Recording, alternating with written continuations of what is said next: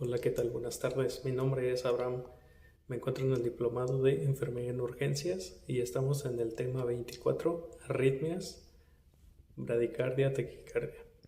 En este momento me corresponde explicarles lo que es la bradicardia y la taquicardia en el manejo inicial, al menos dentro del servicio de urgencias. Vamos a utilizar este pequeño esquema que se elaboró aquí, en donde pues inicialmente se nos ha dicho hay que tratar al paciente más no el monitor. Los monitores en algunas ocasiones pueden llegar a tener fallas, lo cual pues puede propiciar que realicemos alguna actividad que a lo mejor no era necesaria en el paciente. Sin embargo, siempre nos vamos a guiar y a orientar el cómo vemos y lo que también el paciente nos refiere. Tomando esto en cuenta, vamos a iniciar que una frecuencia cardíaca normal se encuentra entre los 60 y los 100 latidos por minuto. Partiendo de aquí, denominamos lo que son las bradiarritmias y las taquiarritmias. Dentro de las bradiarritmias vamos a encontrar una frecuencia cardíaca menor o igual a 50 latidos por minuto. Dentro de las bradiarritmias vamos a tener una clasificación. Como número 1 tenemos las bradicardia sinusal, que esta no es más que nada un complejo normal con una onda P, QRS y una T presente.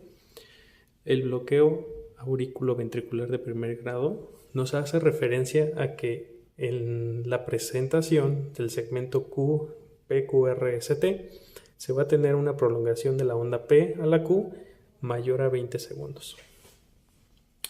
En el bloqueo auriculoventricular de segundo grado vamos a tener dos subdivisiones, los MOVITs de tipo 1 y tipo 2, que viéndolos en un esquema electrocardiográfico, en un registro, vamos a entender que de la onda P al segmento Q hay una prolongación, existe una prolongación y desaparece el complejo QRS. Este es en el MOVITs 1. En el MOVITs tipo 2 vamos a encontrar que va a existir una prolongación con un segmento QRS, una onda T, después se va a presentar otra onda P, pero aquí ya no vamos a tener ningún complejo, aparece nuestra onda T y después vuelve a aparecer nuestro segmento P, Q y empieza el QRS T.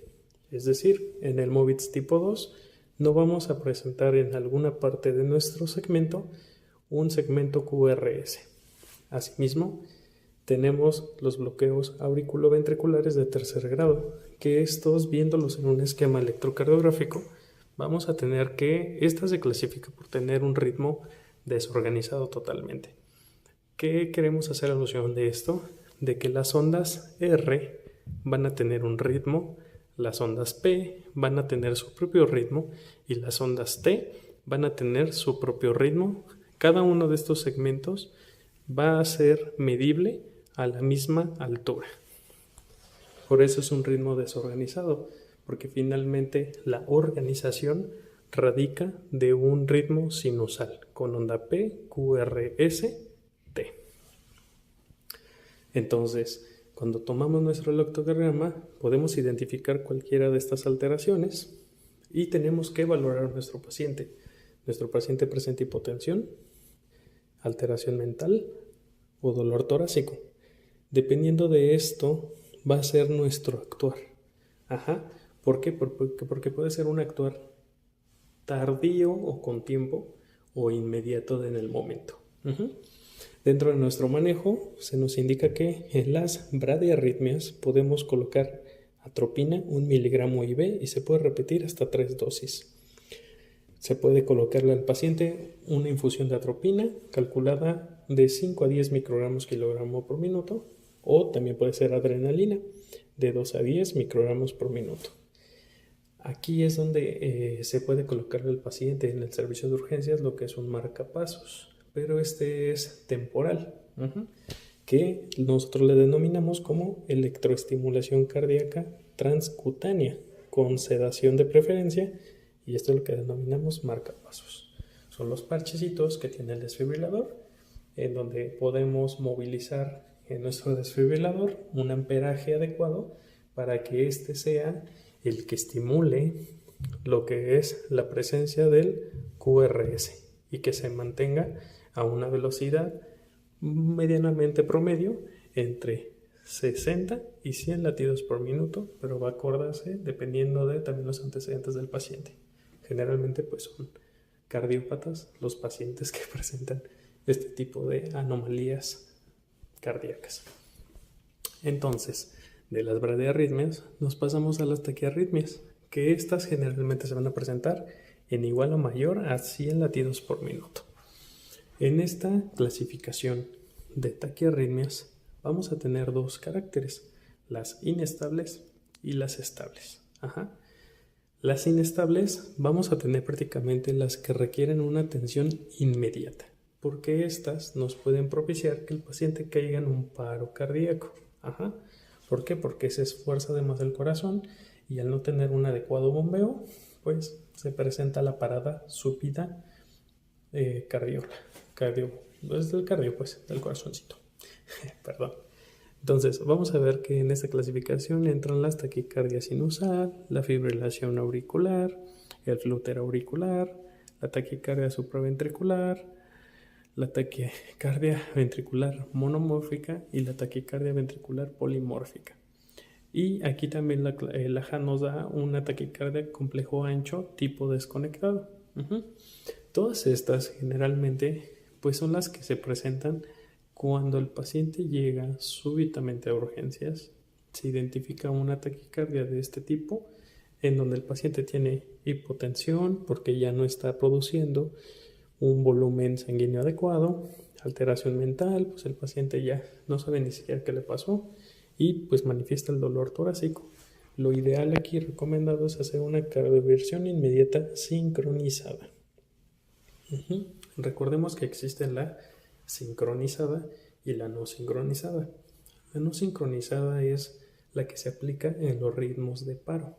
En este momento estamos antes de ese suceso. Entonces, en las taquiarritmias, generalmente todas las cardioversiones tienen que ser sincronizadas. Recordemos que si se emite una descarga no sincronizada, nosotros podemos propiciar que ese corazón se detenga. ¿Y por qué se denomina cardioversión sincronizada? Porque en los segmentos o complejos que presenten estas, siempre va a haber una onda R. Las descargas, sí o sí, siempre tienen que darse en las R's. ¿Para qué? Para que esta estimulación favorezca la siguiente contracción cardíaca. Entonces, si nos vamos a un pequeño esquemita que aquí les dibujé, la fibrilación auricular sí va a tener presentes ondas R. El flúter auricular, como la afectación es aurícula, los ventrículos sí están arrojando lo que es su espiga o el trazo. Taquicardia supraventricular, aquí sí va a tener presentes lo que son las R. En la taquicardia ventricular monomórfica, como es taquicardia ventricular, sí va a tener R's presentes. Pero en la taquicardia ventricular polimórfica, al ser un ritmo que se encuentra desorganizado, digamos que no va a tener en dónde caer el rayito, ¿no? El impacto, la descarga, la cardioversión. Entonces eso puede propiciar que nosotros detengamos el corazón, ¿va? Eso hablándose un poquito de las taquicardias inestables. Vámonos del lado contrario. Llega un paciente que pues no tiene hipotensión, no tiene alteración mental, pero dice que tiene palpitaciones y dolor torácico. En estos pacientes pudiéramos nosotros capturar por medio del electrocardiograma un complejo de QR, que este puede ser estrecho o ancho. El complejo QR, ese ancho o estrecho, va a depender al tener nosotros lo que es la imagen en un electrocardiograma. Es decir, al nosotros capturar nuestros complejos, podemos cuantificar cuántos cuadritos pequeños de una hoja milimétrica tiene nuestro segmento, recordando que es P, Q, R ST. ¿Ok?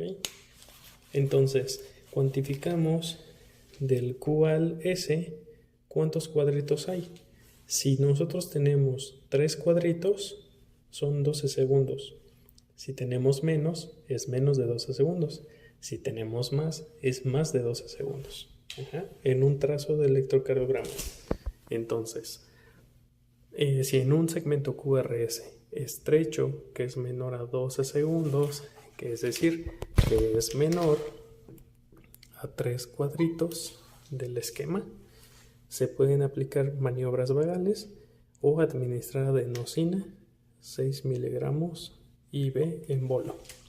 Asimismo, en el complejo QRS ancho, que este debería de ser mayor a 3 cuadritos o mayor a 12 segundos, se debe de administrar adenosina en bolo, igual 6 miligramos IV de preferencia, y se puede iniciar una infusión antiarrítmica, que esta puede ser calculada de amiodarona. Verdaderamente que este tema es muy amplio, es un tema que requiere pues sí un análisis muy objetivo, y pues sí requiere como su dedicación. Sí hay cambios que se deben de analizar bajo lo que es la presencia de un trazo electrocardiográfico. Si en unos momentos más llego a tener la info física, hacemos un complemento de este video para poder proporcionar un poquito más de aterrizaje. Si bien las estructuras visuales que traté de colocar ayudan un poquito al entendimiento, reitero, el verlo ya como tal un trazo en una hoja milimétrica, pues sí hace un poquito la diferencia, porque hay que ser muy perspicaz en lo que se ve. ¿Sí? Pero si puedo complementarlo, estaría muy feliz también para mí, y pues espero haberme dado a entender con este pequeño ejercicio. Gracias. Vamos a iniciar propiamente con este trazo electrocardiográfico, en el cual podemos observar una taquicardia ventricular. Podemos ver cómo propiamente tenemos una aceleración de la frecuencia cardíaca, 179 latidos por minuto, que se ve reflejada en este trazo. Podemos observar que tenemos un complejo QRS completo, y este se acelera hasta presentar probablemente la taquicardia ventricular, que en este caso pues es un ritmo desorganizado de los ventrículos. Y así se puede ver. Este se puede presentar en más ocasiones, en donde se presente la aceleración sinusal y posteriormente cambie a lo que es la taquicardia ventricular. Otro ejemplo pudiera ser que estamos hablando de una bradicardia, porque tenemos una frecuencia cardíaca de 30. Y asimismo podemos revisar que en el D2 tenemos un complejo completo, ondas PQRST, separación PQRST. La prolongación entre los últimos segmentos no tiene importancia, pero sí la presencia de los complejos son los que marcan la frecuencia cardíaca. Y esta está puntuada en 30 latidos por minuto. Otro ejemplo puede ser esta, que es una taquicardia ventricular, pero esta es monomórfica. A diferencia de que viene en los apartados de 3 segmentos, este viene marcado completo desde la 1 hasta la 6. Y si podemos observar, la mayoría tienen una misma forma. Entonces es ahí donde radica el seudónimo de decir que es monomórfica, es decir, todos los segmentos tienen una forma similar, y este es de origen ventricular. Así se puede visualizar una taquicardia ventricular. Vamos a pasar a este otro ejemplo, en el cual tenemos una fibrilación auricular. Aquí, que era lo que revisábamos, esta es una de las cuales sí se puede cardiovertir de forma sincronizada, debido a que sí tenemos segmentos R. Entonces, en estos segmentos es donde se puede accionar de forma sincrónica la emisión de una carga eléctrica. y las aurículas en este caso son las que no están conduciendo. Por eso es una fibrilación auricular, porque los ventrículos sí emiten su carga, pero las aurículas no están funcionando. Entonces, al estar en fibrilación, no conducen de forma adecuada. Vamos a pasar a este otro ejemplo, que estamos hablando de una taquicardia ventricular polimórfica.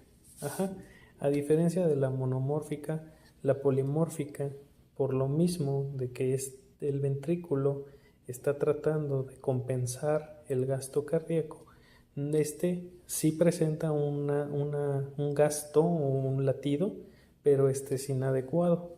Y a nivel electrocardiográfico se puede ver de esta forma. Si bien estamos viendo segmentos tipo ventrículo que son abiertos entre cada uno de los impulsos, pero no es idéntico.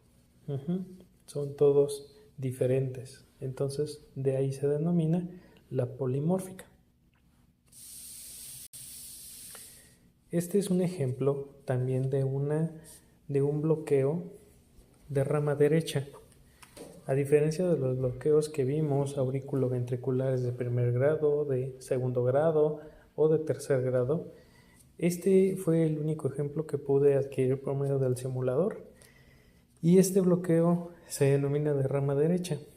Las alteraciones visuales que vamos a poder ver de forma directa van a ser en las derivaciones B1 y en la derivación B6. ¿Por qué? En la B1 podemos nosotros revisar que vamos a tener un segmento QR que va a estar abierto. Podemos revisar justamente en esta separación, además de que se denomina que la primera elevación electrocardiográfica se denomina como onda R, la primera hacia abajo es Q y hacia arriba es la S. Entonces aquí se puede denominar que estamos viendo dos R's que se le denominan como R's primas. Después de nuestra onda P, que es esta pequeñita, aparece nuestra R, la S y la T. Entonces aquí nuestra R, entre comillas, está doble. Algo que se menciona es que en este tipo de bloqueos, estos segmentos que son muy idénticos, con dos elevaciones, a pesar de que esta está muy chiquitita, esta también cuenta como una R.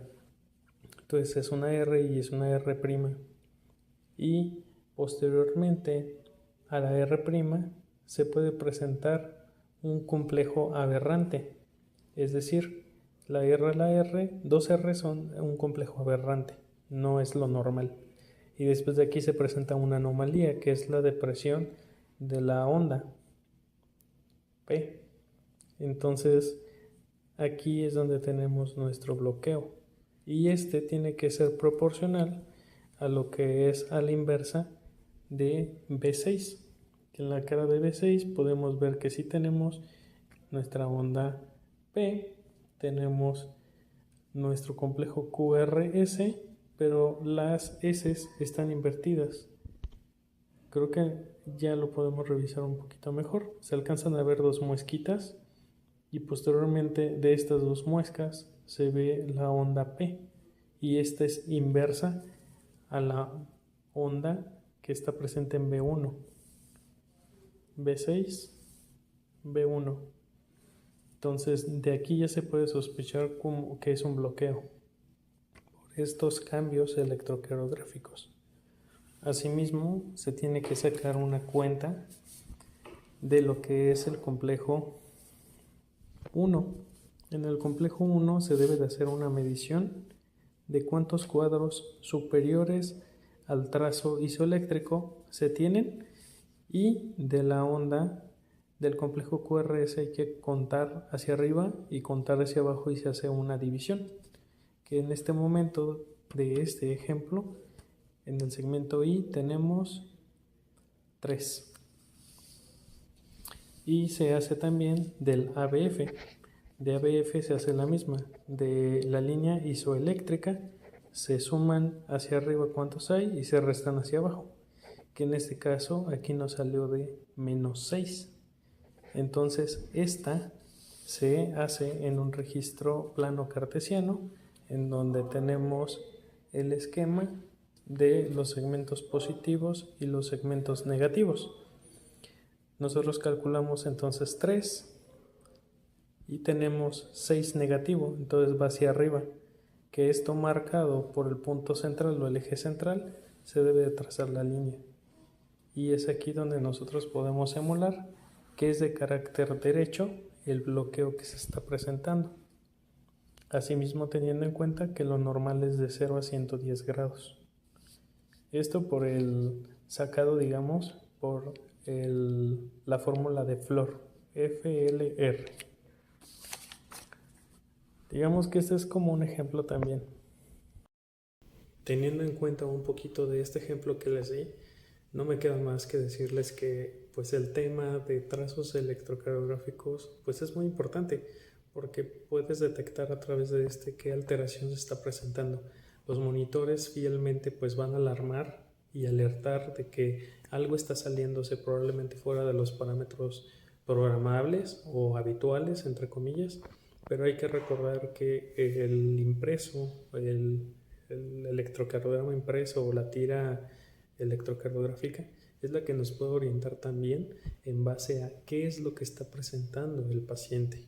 Sin mencionar y retomar nuevamente esta frase, se tiene que tratar al paciente, ¿sí? No al monitor. Los monitores suenan por muchas cosas, pero también hay que conocer y saber qué es lo que está sintiendo nuestro paciente fielmente.